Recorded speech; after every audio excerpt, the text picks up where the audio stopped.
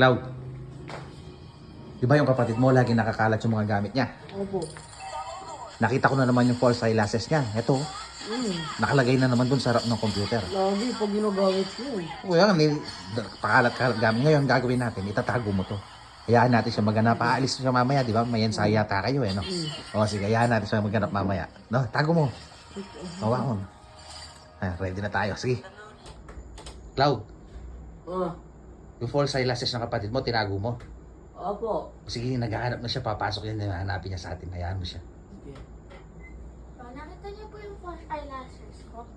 Hindi ko alam. Saan mo ba dinadala yun? Nakita ko lang nakaraan, nandyan sa may vanity eh. Nila sa ano? Ay, tanungin mo yung kuya mo. Kuya, nakita mo yung false eyelashes ko? Hindi. Ikaw kasi saan mo nilalagay yung gamit mo?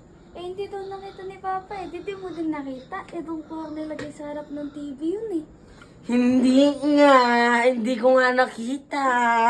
Kala mo, hindi mo nakita. Ba't suot-suot mo? Tingnan mo, bibigyan kita ng dress. Nasa?